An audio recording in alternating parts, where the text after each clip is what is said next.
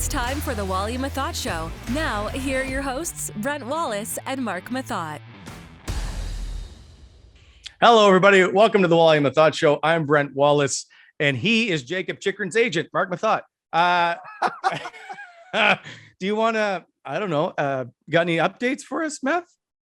No, it was simple. I mean, I just was in contact with some people, and the overall message that I was getting was that, you know, he is very much interested in coming here and helping out this group here in Ottawa. And that was something that I think needed to be conveyed. And I was just trying to help out. But yeah, I mean, I've had the pleasure of golfing with him and his dad several years back. We were at Rideau View when they were in town, and really good guy, really good family. That's why normally I don't post stuff like this advocating for a player, but I know him enough now just from those little quick encounters that I've had. He's a genuinely great human being, and he works his tail off. I mean, this kid is a machine off the ice. So between him and his dad, Jeff, who obviously has some NHL pedigree as well, I see it a good fit, but it just comes down to numbers and whether or not both sides can make it work.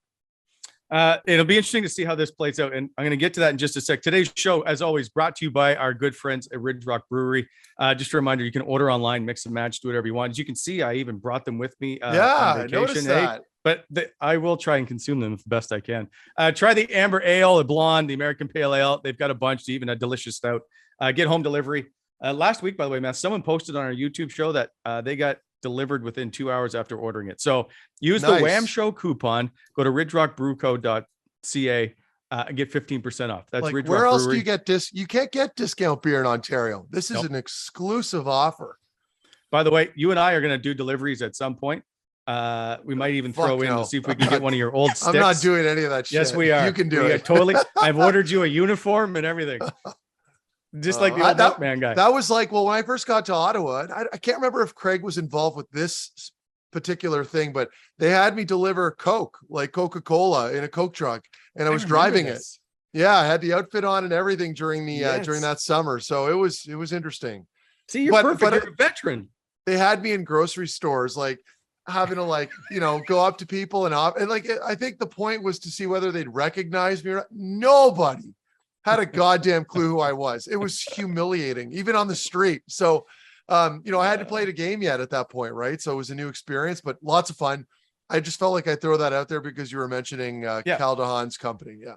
And perfect. And now, since you're a veteran, it'll be no problem for us to drive around. So we'll be delivering at some point. Now back to the Jacob Chikrin thing for a sec. And the reason is I'm not getting into the Hockey Canada stuff because I want to see just how this all plays out. But my point is, if there's any issues with Batherson or Formanton, which I don't know, my suspicion is, and the people I've heard around the league is, if anything happens, it may be a suspension for them or any of the players, and it could be up to a year. Yeah. If that's the case, it plays a factor in how they go about filling out this roster and whether or not that has an implication. If they're trying to move Formanton to bring in Chikrin or whatever, that would be a problem. So all that still has to be, I think, figured out and settled before there are any more moves made by the Ottawa Senators. That's all. Yeah. That's what I'm with you. I think, and that's the key, is that it's everything that we've seen is awful. Obviously, particularly that 2003 incident, which we don't need to get into other than let's let all the facts come out. Let the investigation play out. Obviously, big changes need to be made. I'm just basically saying everything that everyone's already heard. I don't need to repeat everything, but it's a serious thing that I think we need to understand, that before we start jumping to conclusions on either side, like, just wait till it plays out. Make sure that everyone's taken care of and the right decisions are made, and then we can move forward. I just don't want to call for anybody's head yet before knowing exactly who's involved. So the only, and that, when you say don't want to call for anybody's head, I'm okay with that when it comes to the players until that is all sorted out. Yes. I would like to see Hockey Canada. Oh yeah. I would like to see I'm everybody addressing change. The players. Yes, yeah. Listen, I want to that. be clear here. This isn't, I'm not some apologist. Like I've got a daughter. Okay. I just, like I said, when it comes to the players, people, as we all know in today's world, can jump to conclusions sometimes before all the facts come out. I just want to wait until we know all the information before we can give an honest take. Yep. That's all I'm saying. I just, the the Hockey Canada stuff at the top really bothers me because we know what's happened. Well. And I believe that the adults in the room have done a terrible job of basically being adults, and they've let this all be covered up and continue to be covered up. So Hey, fair enough. that's where I want to see is the change at Hockey Canada Sure. before anything else. And moving on, and that is, there has been a bit of change with the Sens, and that's Mathieu Joseph just recently signed, which was a 4-year, $11.8 million deal, 2.95 per year. I think that's very fair for a guy that you think you can move up and down your lineup, much like a Nick Paul. He can fit in anywhere. He's young. It's great speed, great attitude. I like the deal. I don't have any issues with the money. No, I think it reminds me a lot of the deal that I had signed right after my entry level qualification deal that I was making. Like, I think it was $1 million a year, those 2 years right after but my last deal that I'd signed while still being an RFA was a 4-year deal at $3 million per, almost the same deal as Mathieu Joseph. So, it's a great signing. I mean, first of all, I loved his game when he did come into Ottawa. I thought he picked off right where he left off in Tampa. You know, you sometimes wonder how how that play is going to translate into a new organization. And you're going from, you know, a 2-time Stanley Cup team that you may or may not have been insulated into another team that's toward the bottom of the basement in a rebuild, or coming out of a rebuild, wherever they're at. But in any case, big fan of that deal. His numbers were pretty good. I mean, he's a good role player that can play up and down your lineup. Hopefully, I'm hoping they can get him to start killing some penalties, because he's not going to get a lot of special teams, obviously, when it comes to your power play. I know he can kill penalties, and he does, but I'd really like to see him take on that role. Like, imagine him in Formanton killing penalties for you on the same line. I mean, you're just shitting your pants on the blue line trying to get a puck through. And if they block that and they create a foot race, I mean, all the shorties those two are going to get. So they've got great endurance, great athletic ability. They're both in fantastic shape. So in this particular situation, big fan, Wally. I do like it. Now, one of the things I want to talk about before we move on to our guest for today, another superstar in our show, is on Sports Interaction, sportsinteraction.com/Wally Methot. They have all the best odds. They are Canada's odds maker. There is an update, and that is the Ottawa Senators to make the playoffs. Plus 175, yes. Minus 250 is no. So clearly, they still believe that no is what's going to happen. If they were to get Chychrun, I'd love to see how this changes. But as of right now, as the season gets closer, Meth, are you going to come with me to the playoff side? I mean, and when I answered that playoff question, that was before they had made some of these big moves. I can make, just for fun, a random prediction, which is completely empty and of no value whatsoever, because I haven't seen them play as a group yet. And that in itself will take, a couple weeks, a full training camp, maybe even a little bit of the first chunk of the regular season before they all really get comfortable with each other. But I guess my short answer would be I'm still very much undecided / leaning towards just outside looking in. I would love to be with you in this, Wally, but I would not be giving you a genuine answer if I said so. So now this can change. My answer is fluid right now. The season hasn't started, so we'll see. I will continue to wear you down until you just get on board. That's how it's going to play out. Hey, nobody wants the team to make the playoffs. I guess I shouldn't say that, but more than I do. I mean, like you and I and Craig, we benefit from this. I mean, I want to continue talking about the Ottawa Senators after May. Like I genuinely in a positive light. Exactly. Like, we can still talk about him, but I want to talk about something. If anybody ever kind of questions like where our minds are at, like, first of all, my takes are always going to be very realistic. I was critical initially to a degree with the prospect of bringing in G or even DeBrincat. Like I'm going to look at both sides of the argument. So I don't want people thinking, well, Mark's just negative, or no, I'm just trying to be very honest and legitimate in my assessment of these acquisitions, because just because you're getting a guy that had X amount here doesn't mean it's going to translate. So that's all I'm doing. I totally agree. I'm fully on board. And in fact, I prefer that you don't agree with me, because that makes the show much more entertaining. So go to Sports Interaction. There is a couple other things. There's another one about who's going to win the Maurice Richard Trophy. And obviously Austin Matthews is one of the front runners, Leon Draisaitl, Connor McDavid. It's his to lose. Alex DeBrincat, who's on today's show, is tied with Barkov and Johnny Gaudreau in at number 10. Yeah, no, Brinks, he's awesome. He's a sick player. I mean, I never realized how insane his junior numbers were. Like, I knew he played Yeah. there. I knew he did well, but like to come in and have that impact right away. So my point is, we know that the potential is there, but there are a lot of variables involved.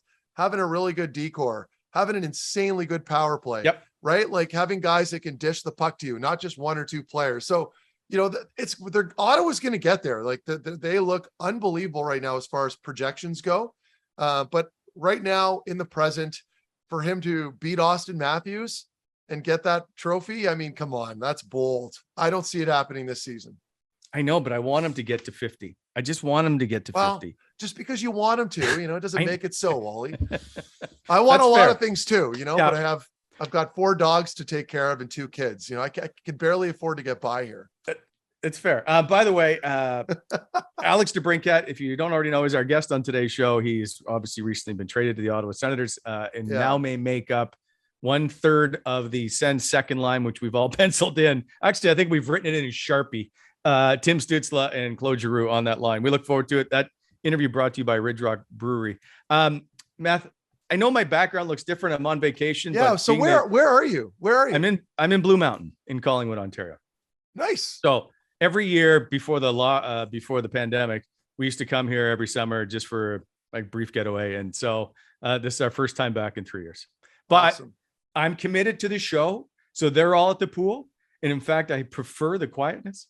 So I'm just going to keep us here for the next 4 hours. And drink all those all the beers. Yeah. You. See, being always I'm always prepared. That's what it is. So what have you guys, have you done any fun activities while you're there? Like, do you go mountain biking? What the hell are you doing on the mountain in the summer? There's tons of stuff. One is they like to run. Well, my son likes to run straight up the mountain. 2 is they have a roller coaster through the mountain. It's fantastic. Yeah. Zip lining and airbag drops and there's mini golf. There's a ton of activity, plus live music, and it's relaxing just to hang out. Right? You park and you don't have to go and you don't have to drive anywhere because there's right. So you just sit there. It's like Trumbo if you have. Do they have like a bunch of like nice little restaurants or shops and stuff like that? Oh, that's cool. Right on. Yeah. So a few years ago, they have an Elvis thing here in Collingwood every year. Well, at least they did. And so one night they had a bunch of Elvis impersonators, and my kids loved it. Like it was a pretty cool show. It gets jammed. Nice. It's good. I like it here.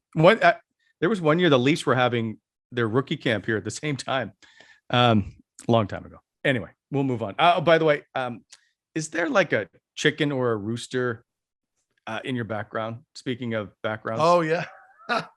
Yeah. This is Hey. What? Hey. Hey. Oh, it's animated. This is great for the people listening.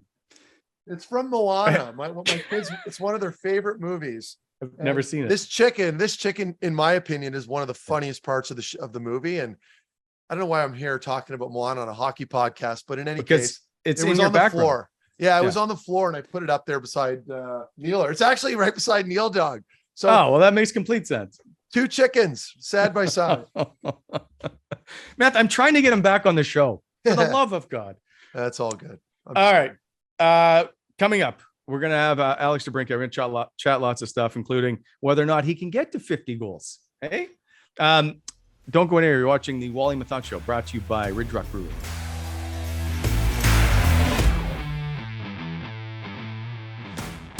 It's our pleasure to bring in one of the new faces of the Ottawa Senators, Alex DeBrincat, Brinksy, as he's known, or the Cat. Welcome to the show, my friend. Yeah, thanks for having me. What are you doing on your summer? Not much, honestly. Just raising my new baby boy. I'm trying to spend a lot of time with him before the season starts, and I live on a lake, so try to get on the lake as much as possible. But not too much. So you say you're on a lake. Whereabouts are you? Like, is it a cottage? We're in Michigan, like Metro Detroit area. So I wouldn't really call it a cottage. Like my parents live 20 minutes away. So and the baby, is the baby sleeping pretty good too? That's always a question we have for players that have newborns. Yeah, he's been good to us. We're very lucky. So and obviously my wife's been great with that. So it's always I'm not important. Waking up too much during the night. So she's doing most of the work. Right on, man. There's a lot of dads who are unhappy with you at the moment. Yeah. Okay. That makes two of us right here, by the way. So wait, before because you mentioned you were there in the summer, who are you training with there, Brinksy? Are any other players that you're with there in the gym?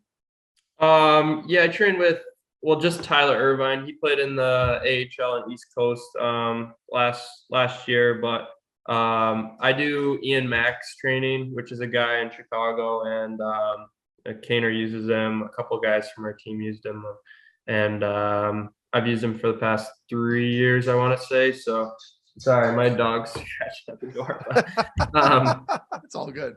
He's been good to us. So I just use the gym here, and I have a trainer that I've used here for quite a bit, and he helps me out when I need it. And is that the same guy? Is that the same guy that was training Duncan Keith? Like, is he the guy that has the different sort of philosophies that require like special equipment and stuff? No, different guy. Okay. The completely unrelated. Guy. Okay, all right. I think so, yeah. You've had a bit of time here now for the trade to have worn off. Now that you've had, I guess, time to sit back at it, what's it like for you knowing you're coming to Ottawa to play on a team that's generally pretty excited, A, to have you, and B, the fans are excited for this season to begin? Yeah, I mean, I'm very excited, obviously. Had some time to think about it and just take it all in. And I couldn't be more excited to be on a team that's going in the right direction. Obviously, they've made a couple moves after me that have made the team better. And I'm super excited to play with that young core, and should be a lot of fun to play and, play the right way and hopefully win a lot of games.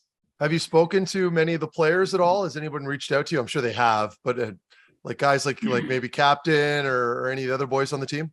Yeah. I mean, Brady was the first one to reach out to me right after the trade. And then other guys trickled in as the day went on. And then just over time, I've talked to a lot of guys. I went to Ottawa a couple weeks ago and I saw Giroux there. So I met him. Nice. Norris lives in Michigan, so I just skated with him last week, and just getting to know some of them a little bit better is nice and makes you a little more comfortable for camp. Big time. Yeah. How long did it take for Shane Pinto to be the guy to reach out to you, since he ended up giving you his number? Yeah, that was the day after, I think. Actually. So he wasn't right away. He texted me the next morning. I think I was at workout and I see he texted me and just offered up the number. So I was happy to accept it. I've been the number for quite a bit now. But it was very nice of him to offer that. I think I owe him something, maybe a couple. I was going to ask you. So what's the price? Usually, and Brixie, I'm not trying to throw you under the bus, but usually it's a Rolex, something of that nature. Yeah. I mean, you could get him a Submariner, something a little cheaper maybe, but have you thought about it at all? I haven't thought about it too much. I mean, he was being pretty nice about it. So I was like, what do you want for it? He's like, nothing, take it. So, but I'll have to do something for him. Yeah. I don't know if a Rolex is in the picture, but maybe a couple dinners. Well, I'll get him something nice. Fair enough. What is the significance to 12? Is there a reason? There's not much significance. That was just what I wore in Erie when I played there, and obviously I had success there. So now it's more of a superstition, I would say, and I just wanted to keep the number if I could. And I was lucky enough he offered it up, but I would have been fine moving numbers as well. Yeah, I'd probably want the same number if I was getting over 100 points in junior as well. So I can understand where that's coming from. Sorry, Wally, I won't get into the junior talk just yet. Go ahead. Well, speaking of that, let's just go right to our Pearls of Wisdom. So Brinksy, this is where we bring in some notes that people may not know about you. Pearls of Wisdom by John Proberg, brought to you by BEI Bonisher Excavating Inc., helping to shape the Ottawa Valley. If you need some landscape needs or aggregate, go see them. BonisherExcavating.com, 432-1120, BonisherExcavating.com. All right, Brinksy, here we go. 3, as in the number of 3 straight 50-goal and 100-point seasons in the OHL. Only second player to ever accomplish that feat. I'm sure you know. 332 points, by the way. The most by in the Erie Otters that you had for those 3 years was the most in CHL at the time. 160 goals scored in your first 5 seasons. That's the third most in Blackhawks history, behind a couple guys like Jeremy Roenick and Denny Savard. 19.2% That's the percentage of Blackhawk goals scored in 2021-22. That's the third most in the NHL. And 40-goal seasons since 2018-19. Only Matthews, Draisaitl, and Ovechkin have more with 3. So it's been a pretty good 5 years for Alex DeBrincat. If I were to ask you to sum up your first 5 years, how would you say they've gone? Well, I think I started off well. I think we underachieved that my first year, definitely. I think we had a team to maybe do something a little bit better than we did. Ran into some injuries or whatever it may be. But for me personally, I just was happy to be in the league and, doing my part. I think I had a lot of fun that year. I learned a lot. And obviously the next year, everything just kind of, obviously not team wise, but for me personally, everything kind of went right. Everything was going in. I had 41 goals that year. And, I think you kind of take that for granted. Going into the next year, everything probably went wrong. And I only ended up with 18 goals that year. Only. Wasn't well compared. No, I'm just not messing with you. I felt like I was still playing well, but it wasn't going in. I was hitting posts or whatever it may be. Just wasn't working out for me. So that's the big year for me, honestly. I think that's what I give a lot of the credit to of me building as a player. And I had to learn to do other things right to be effective or still be in the lineup, I guess, and contribute to the team. So that's the big year that I think obviously it sucked going through and it wasn't fun to go through that, but it really did make me a better player. And you just get that drive back and take nothing for granted. I think these past 2 years I've kind of just never wanted to let off the gas. You don't want to go through another season like that, and you want to help the team as much as possible. And I think obviously I've played with some really nice players, really good players in Chicago, and I've learned a lot about my game and about how to improve my game. So definitely a lot of good coaches there and good players to really learn from. And that was kind of my biggest thing of my first 5 years is just keep learning. And you can never do enough. I think that's a big thing I learned from Kaner and Tasers. They're on the ice last pretty much every practice. They've won 3 cups, they've won Conn Smythes, whatever awards they've won. They've done it all, and they're still out there trying to get better. They want to be the best. And that was the biggest thing I picked up is, you can never be satisfied with what you've done. And, I'm happy to have gone through that and, be with those guys for that amount of time. Okay. So what's playing? I mean, here you are, your first year of Erie is Connor McDavid as your center. And then it's Dylan Strome for the last 2 years. Now you've got Taves and Kane and the stars that are in Chicago. What's it like, I guess, to play alongside Patrick Kane as your line mate? Yeah, it's pretty incredible, honestly. I think some of the stuff he does, even watching him in practice, you're just like, how is that even possible? Like, it's a lot of fun to play with him. He's always wanting the puck and wanting to move it to me. Obviously, that's how I score a lot of my goals is just finding that soft area, and he's definitely a guy who can get it to me. So that was a ton of fun, and I definitely learned a lot from those guys. Is Kane gonna miss you not having someone to dish to? I'm sure he'll be fine, but we did have good chemistry, so but I'm sure he'll find that with someone else. He's a pretty good player. He can kind of do it on his own. Patrick Kane has assisted on 72 of your 160 goals, 45%. So there is some talk that you can't get anything done without having Patrick Kane as your winger, which just dispels the proof. And you've proved it in Erie that you just score goals. Like, are you just naturally gifted at scoring goals, or is there something that you figured out? It's amazing how easily it seems you can put pucks in the net. There's no special thing I have that other people don't. I think it just, sometimes it goes in. I feel like I get lucky a lot, honestly. I think, I try to work on my shot a lot in summers and work on quick release. And I think, my shot's maybe not the hardest, but I've got a pretty good release, and maybe that fools the goalies sometimes. So, and also a lot of backdoor tap-ins. I think when you're playing with Canada, you get a lot of backdoor tap-ins. So, a lot of credit to the guys I've played with. And, but yeah, I just try to do the best I can, get the pucks back in the corners, and find my way to that slot area. I think you're probably being a little modest, which I admire, by the way, Brinksy. So that's a good thing, but it does require a ton of skill and foresight to know where you have to be on the ice and find those areas. Have you always been that kind of player? Like your progression through minor hockey, obviously your first year in junior, you get over 50 tucks, you're playing with McDavid and then eventually Strome and all that. So things are working out well for you, but were you always kind of a pure goal scorer? And I'm reluctant to call you a pure goal scorer. I realize there's more to your game, but has that always been sort of a knack that you've had? Yeah, I guess so. I never really looked at it like that. I feel like, honestly, you don't really think about that until I reach like junior, and then people start calling you like a pure goal scorer. In minor hockey, I just wanted to be the best player I could be, and try to do it all. So, yeah, I guess until maybe my year at Lake Forest Academy, I kind of figured it out. I could score some goals, and obviously junior is where that kind of progressed, and then people start calling me a pure goal scorer and all that stuff. So in my head, I just try to be the best player, and then That's fair.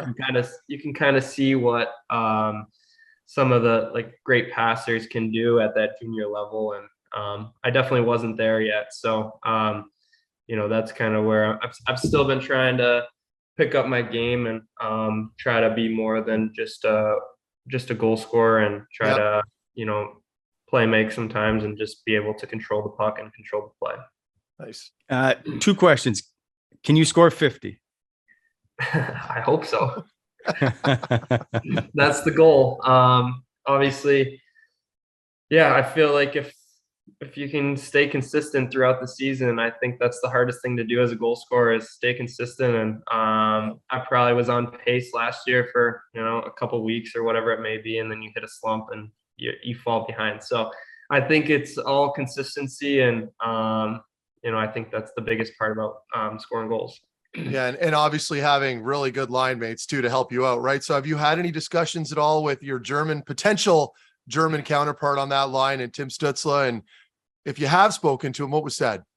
Yeah, he texted me right after the trade too, and just same stuff. Excited to have you. Yeah, We haven't talked generic, too much.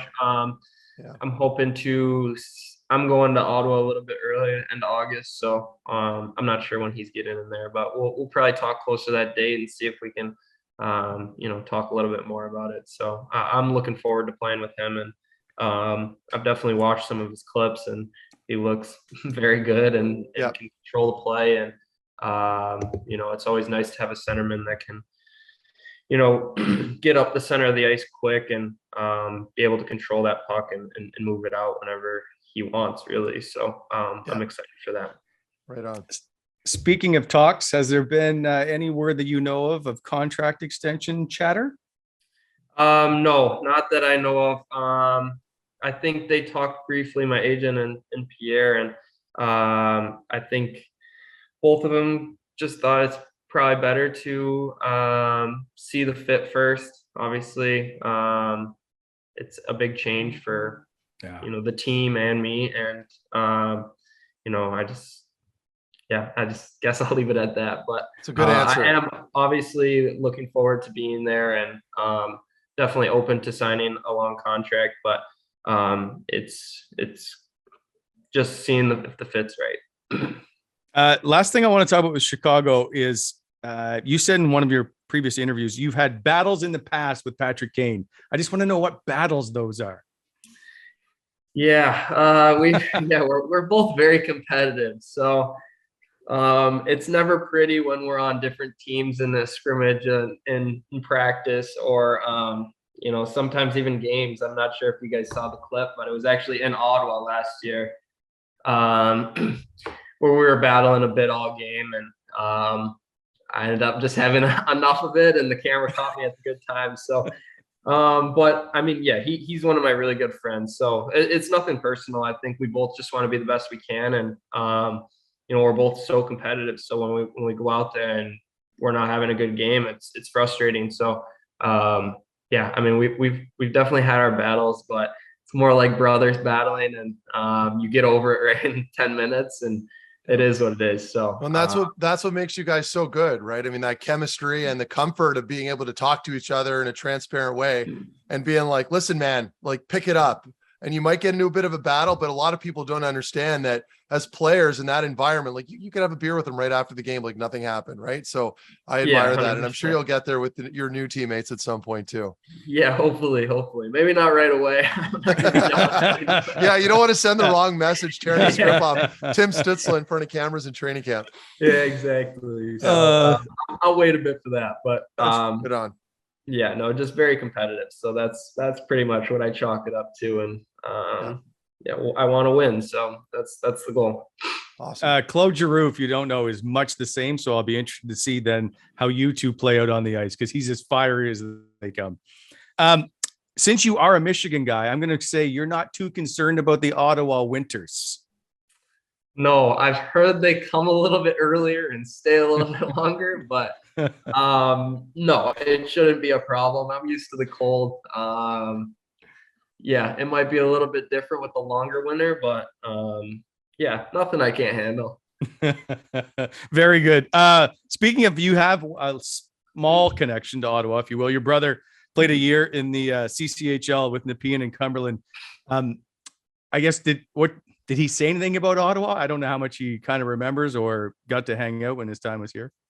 Yeah, he played a year there. So he really liked it when he was here. Has a lot of buddies from Ottawa. So I think I visited maybe one time. So I obviously don't remember too much about it, but when he played here, he had a great time. And yeah, I think he has nothing but good things to say, and really enjoyed it. Do you hate the Leafs? I guess I do now, right? You grew up a Michigan guy. I just assumed already you hated the Leafs. No, my mom's from Toronto, so Oh boy. Oh yeah, but no, we were never Toronto fans. My grandparents lived there for quite a bit, and but we were always straight Red Wings fans, and didn't really stray from that. So I wouldn't say I hate the Leafs. I honestly hated Chicago more growing up than anyone. And obviously it's whoever I'm playing for is where my parents are fans of. So no problems there. So, and I was going to ask you about being a Chicago fan being a Chicago draft pick since you grew up a Wings fan. Like when you put that crest on the first time, was it hard? You're like, oh, of all the teams right now. No, not at all. It was definitely a dream come true. I mean, obviously draft day, you can go anywhere. So you're just happy to be picked, and it's such a cool experience to go through. And honestly, looking back, I wish I was obviously less stressed and could enjoy the moment more. But yeah, putting on that jersey was awesome.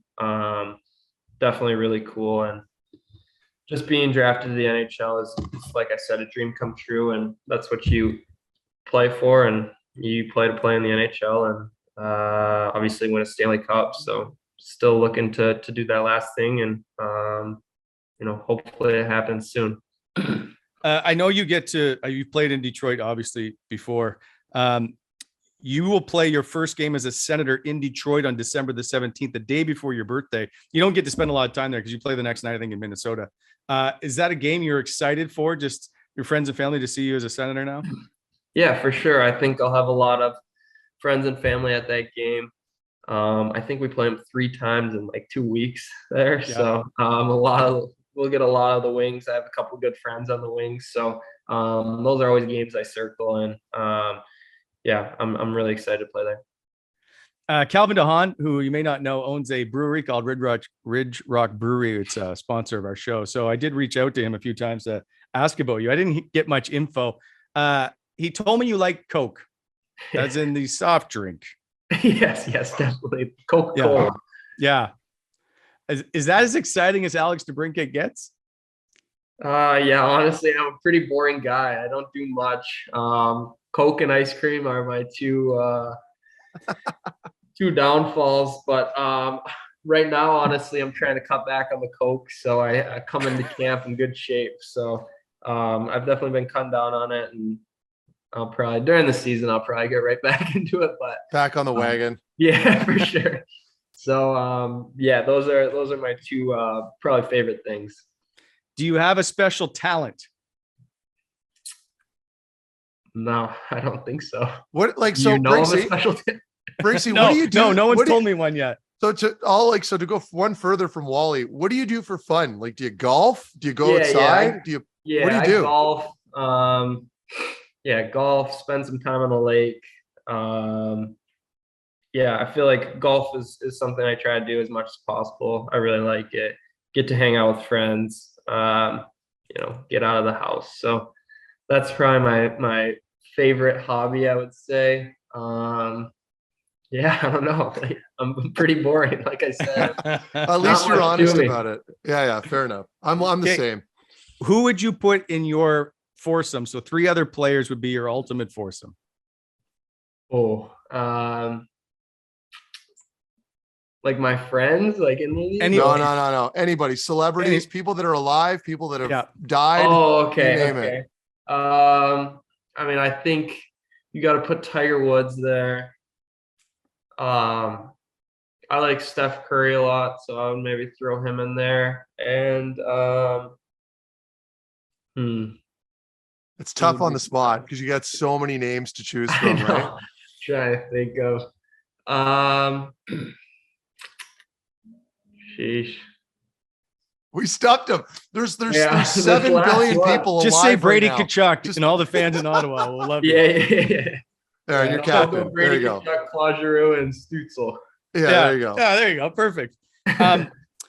What do you know like about Brady? Not necessarily as a leader, but when you're playing against him, it's only a couple times a year. But like, is he just I guess a pain in the ass? Is he a guy you guys talk about in the locker room when you have to play against the Ottawa Senators? Yeah, I mean, he definitely is not fun to play against. He's always in your face. He's obviously very skilled too. He can make plays, and he's not just out there to stir up trouble. So, I think it's going to be fun playing on the same team as him and not against him. So I'm definitely excited for that. But yeah, I mean, he seems like he is obviously a great leader. I mean, being so young and having the seed, he's got to be a good leader. And, I think everyone in that room really likes him. So I haven't heard any bad things about him other than people that don't know him and play against him. So that's about it. That's fair. You've talked, and I've heard Claude Giroux talk about just the locker room. Is it, and Meth, maybe you can weigh in on this too, because since you've been part of locker rooms, is it that big a deal for everybody to use these catchphrases about, well, the chemistry is really good, or does it actually have an impact on how this season or seasons will progress in people's careers here? Yeah, I mean, I think chemistry in the locker room is bigger than people probably give credit. Obviously, if you're excited to go to the rink every day and you love everybody in that locker room, it's way easier to battle for them and, really put everything on the line for them in a game. So, when I've never run into this problem, but, some guys you don't like in a locker room, it's tough to really battle for them and, just enjoy being at the rink, I guess, if you're always running into people you don't like. And I think that's something from the first day I, got traded, I had probably 5 guys reach out to me saying, you're going to love the locker room. The chemistry in the locker room is unbelievable. And it's just a fun team to play for. So I'm definitely excited about that. No, it's a real thing. I mean, my first couple of years in Columbus at the time, we had a dog shit team, but the room was even worse. Like, we had a couple guys like Rick Nash, I think at the time, I don't know if I think he was our captain at that point, but he was pretty quiet. And we had a lot of older guys with chips on their shoulders that were on their way out of the league. And it was just like this toxic environment. So to your point, totally true. I mean, if you've got a good group where you're looking forward to coming in and going to work, and then you mentioned like, it's tough to battle. I get it. Like we had a couple super vets, some of those vets that like were just shitty. You don't see it as much anymore in the league, but it was around more when I was younger. And oh man, it was horrible. Like there were days I didn't want to go in. I just wanted to stay home. And obviously that's changed a lot over the years. So it's good to hear. And I'm sure you're not going to run into that issue in Ottawa because everybody always talks up how great that group is. Yeah, for sure. And I think that was one thing about Chicago last year is we actually had a great locker room, but we just couldn't figure it out on the ice. So that's tough. I mean, that happens too. And you like being around everybody, but it just doesn't click. So, I'm hoping it clicks here and we can do some fun things for a while. Did DJ Smith chirp you when you guys met?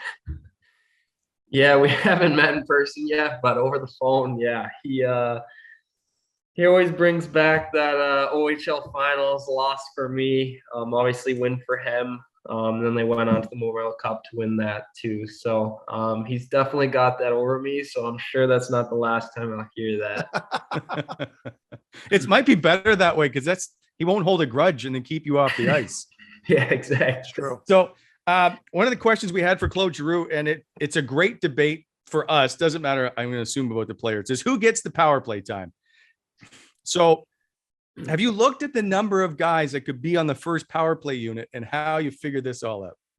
Yeah, I think it's going to be fun. I think there's always that battle. And I think obviously if you have two good units, it makes life easier for everyone. I mean, the pressure is not all on one unit to get it done. And obviously you want to be the guys to get it done, but if something's not clicking that game, you always have that second unit to fall back on. And, if both units can be doing well, it just makes your team so much better. I think special teams are so important in the game today as there's so many penalties. And, I think you can just really take over a game in that. So I think it will be a lot of fun to see who's on what. And I think it's going to be a battle of two units. So it's some friendly competition.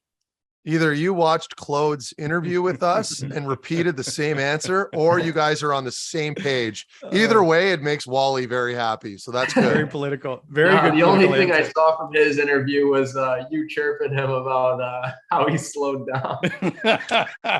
No, the word was regressed. I was trying to sound intelligent and I used that word, but I was referring to his age. I'm not even going to address it right now, but thanks for bringing it up, Brinks. Yeah.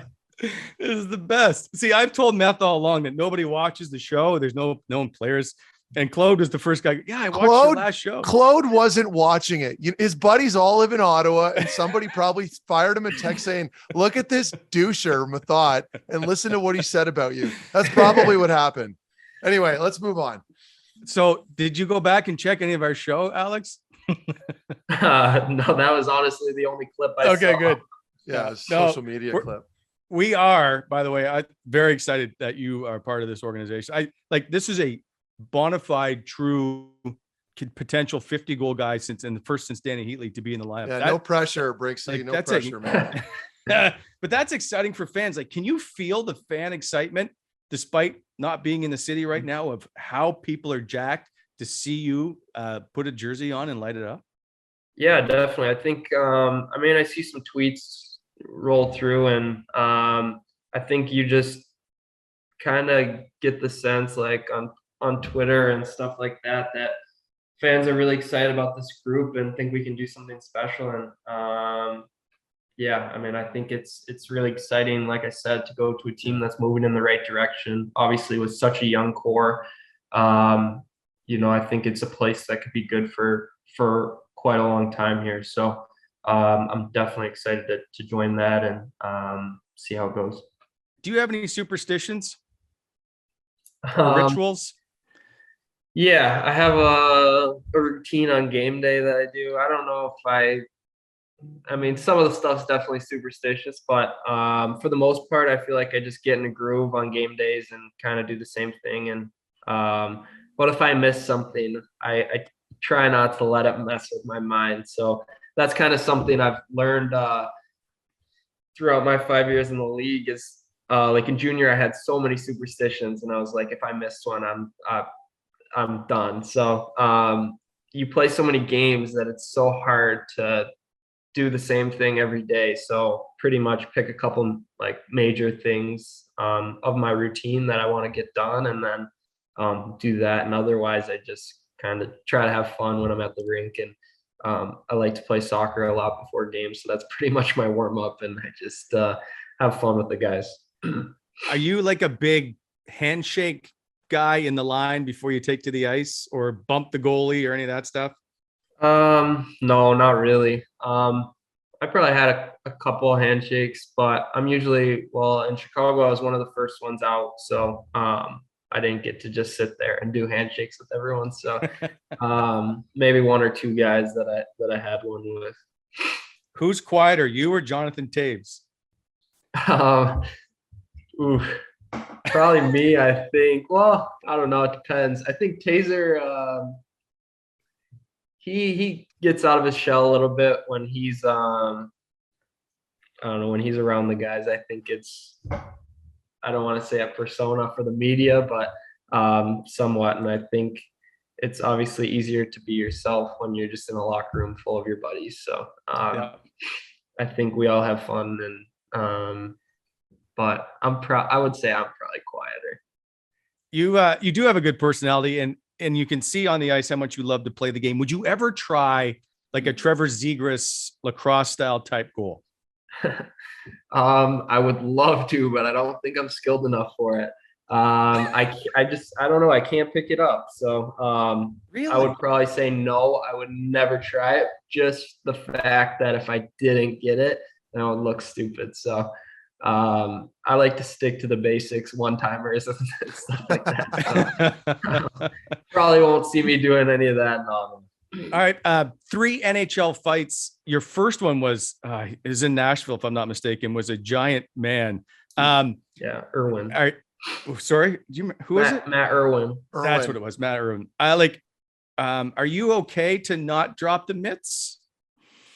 Yeah, I mean, it's not the first thing I want to do, but I mean, I'm willing to stand up for my teammates and obviously stand up for myself too. So when I'm on the ice, it's a whole different story. I'm not necessarily scared of anybody. Maybe a couple guys in the league that I wouldn't fight, but if it comes down to it, I'm willing to fight and do whatever I need to do. So I think that specific fight, there was a scrum. I think you came to the defense.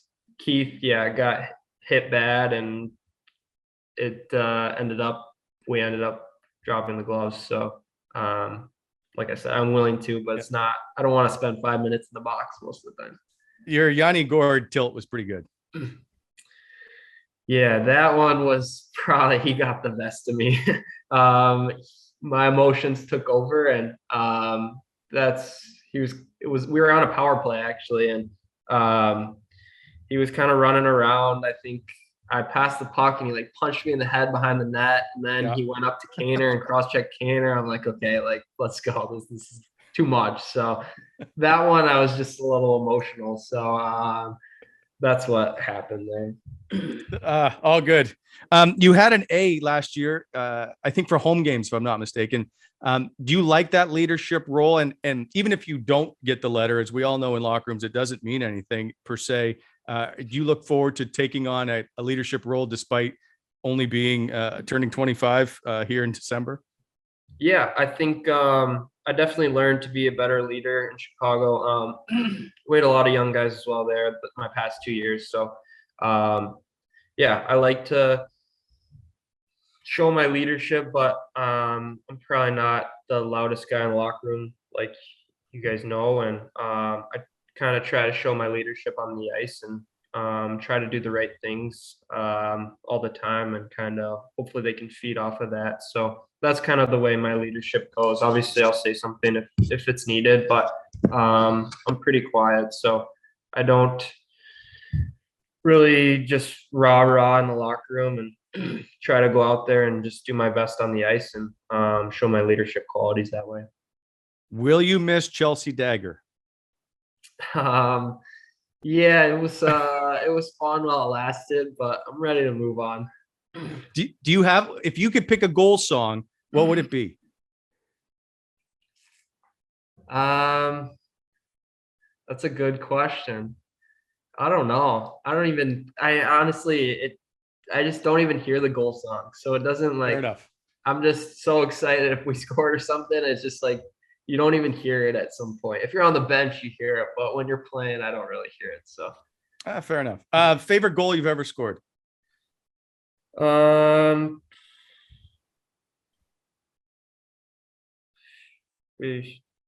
you got some good questions today. That's rare. So we're just I think scoring an overtime goal is always great. So I have a couple fun ones that we've had, but there's not really any meaningful goals. So it's hard to go back, and obviously a playoff goal, an overtime goal would be really cool. But no, I think maybe one versus Columbus where in overtime me and Kane were on a 2-on-1, and he sauced it over and it kind of bounced after it hit the top of my stick, went in the air, and I hit it out of air into the net. So that was probably one of my favorite ones.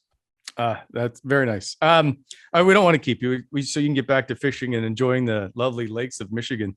But we appreciate you stopping by. We look forward to seeing you on the ice and hopefully a playoff berth. Yes, exactly. That's exactly what I'm looking for. So I'm excited. Thank you for having me. And I'm sure I'll see you guys in Ottawa soon. Look forward to it. Thanks, Brinksy. Take care. Thanks, Brinksy. Yeah, thanks.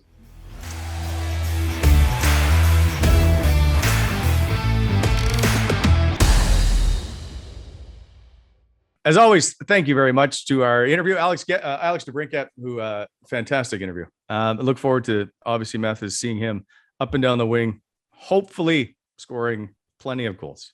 And a good kid too, right? I'm reluctant to call him a kid, but good interview. Seems like a genuinely nice guy, despite being incredibly boring. But that's probably exactly what this team needs. You can only have so many loud, like gregarious kind of dudes. Yeah. So it's good to have some more level-headed guys mixed in there. The strong silent type. Speaking of which, Craig, welcome to the show as always. Strong silent type. I'll take it. That's good.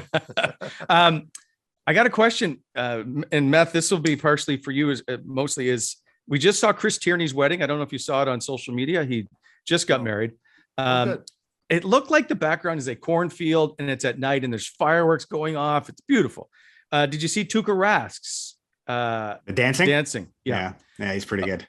So it looked, I mean, another phenomenal wedding. Matt, what was your wedding like? Was it full of hockey players? Yeah, we had an issue at some point because we had a lot. Is it because Carl parked somewhere he shouldn't have? No, we had, I had some extended family members and probably more so on my side, if anything, because there's more hockey fans on my side, especially on the French side. And some of them were kind of bugging some of the players a little bit, like you get that obnoxious, I won't even mention who in particular, but family member, if you will, or maybe a friend that just socially doesn't understand that a hockey player doesn't want you barking in his ear for 3 hours. Yeah. Hey man, what was it like playing with like nobody gives a shit. Just shut up and sit down. So eventually I had to get on the mic and like make a very vague announcement saying, hey guys, just a friendly reminder it was all men, right? The fan, like a lot of the hardcore fans. Women can be hardcore fans too, but in this case it was all the guys. And I had to give them sort of a bit of a tongue lashing to leave guys like Erik Karlsson alone and Mark Stone and so on. So we had a good time. It was out in the country as well. Evermore. Evermore. The name. Evermore. Yeah. Out towards you, Wally and Craig. But we had a good time. It was a blast. The weather was fantastic. And I have nothing else to add. Who all did you, which hockey players? You had Carl, you had Stoner. I just want to know who I can bring on the show next as guests. Pager. Okay. Yeah. Was Terry there? Smitty was Smitty there? No, Smitty couldn't come. There's probably about 10 of them. I can't remember all the guys. I'd have to look. Are you and Terry close? Yeah. Like, well, when we played together, I mean, I still occasionally talk to him, but it's hard when you kind of move on. You don't really. He's just got an award named after him, I think, in BC. So nice. Because he does a ton of charity stuff. So I was gonna reach out to him. I was gonna get you to do that. Yeah, we can do that. I'll send him a text. Okay, good. Craig, where'd you get married? Were you church No, kind of guy? no. We did it all like, so actually we're coming up on 17 years, boys. So we're, yeah, that's starting to register here. 17 long years. You look like you're 23. I'll take it though. That's good. He does. Yeah. You look like a young buck. 17 years in like 2 weeks here. We just got married somewhere outside of Ottawa, like one of those like kind of like everything happened in the same place. Yeah, everything happened in the same place. Yeah. The ceremony, reception. There was That's like what we did. They also had like llamas there that were just kind of like roaming around. So like that was kind of like the weird highlight of it. But because we were like the first ones really kind of our group of friends to get married, right? Maybe we didn't have as much experience. So we're just like, okay, let's just do it all at one place, whatever, right? So everybody else has had like probably better weddings than us. But as far as like young 20-year-olds, it was okay. It was a good party. Everybody got bombed up and made it home, got married, so it worked. Nice. Good. Yeah. What about you, Brent? You got to be coming up on some big numbers here too. I can't be the only one. Good question. Closing in on 20. 2004. So yeah, you're coming. So we got married in Mexico, but on March 4th, and I was supposed to go to Philadelphia on March 5th for the Sens game against the Flyers because it was the rematch game with Martin Havlat's incident. It ended up being the most penalty minutes in an NHL game, and I missed the game. That's fine. So in 2004, you don't have like internet in your room or laptops. You had to go to a kiosk at the in the lobby. And my wife didn't really want me. She's like, "You're on vacation, let it go." And I started reading, and I'm like, I'm reading about this fight. And I was like, I was supposed to be there. I was always upset about that part. That would have been fun. Well, I hope you hold it against Lisa. I'm sure. I do. Totally That's do. That's good. Because Michael Whalen, who went for me for TSN, almost got into a fight with, I think, Tim Panaccio from Philadelphia in front of Jacques Martin in the scrum. And I was like, oh, it would have been gold. Anyway, that's all that happened. All right. Well, Meth, by the way, the last question, Meth, did you do dancing? Oh yeah. We had a live band come in and they were fantastic. And we had a DJ Did you as well, dance? So, yeah. Of course I danced. I was on the D floor for a while. It was a good time. I don't really have anything interesting other than, yes, I danced and we had good music and everyone was hammered. I didn't figure you'd dance. What about this, Matthew? What was the best like hockey wedding you went to? Like, because you've had a bunch of players here. I'm sure you've been to some others. Yeah, I figured that might be the easy answer, but is there like another? They're all different. I mean, they're all different. Yeah, like because like Carlson's was really cool because it was downtown at the Art Center, and then had a beautiful setup. Like some of these guys are very, like, they have very elaborate weddings. Then you can make an argument that like we go to some of the, like my wife Ellie, she's got a bunch of friends she grew up with. And two of those weddings that we had gone to recently were Lebanese weddings. Okay. Those are insanely fun. Like the amount of money these people pour into their weddings, the traditional, kind of like a traditional Italian wedding, very similar, where the food is over the top. The bands are over the top. We have another one coming up. The Hannahs, I think they're the Gabriel's owner's daughter, and that's in September. So we're looking forward to that one too. That's at St. Elias Church. But yeah, those honestly, the reason why I'm saying that is those are usually better than the hockey ones. They're just better because the hockey ones are different, right? Because people can be a little more subdued because you got a group of NHL players. So some people are a little too shy to maybe open up a little more than they want to, or just go crazy on the dance floor. And then the hockey guys are a little quiet too sometimes. It all depends. You have to create a good environment, have a good tight-knit group of people, and everybody has fun. Tuukka Rask, by the way, if you see that stuff on social media. Wild? Yeah, I'll take a look at it. Milan Lucic and Brad Marchand and those guys. It looks pretty good. All right. I'm going to lather up and get to the beach. So I'm not going to think about how you just said that. If that's okay. I thought I would end the show on that. The visual is gross. I didn't like that. You're going to have to go pour bleach in my eyes. All right, boys. Take care. We'll see you next time. Okay. Bye.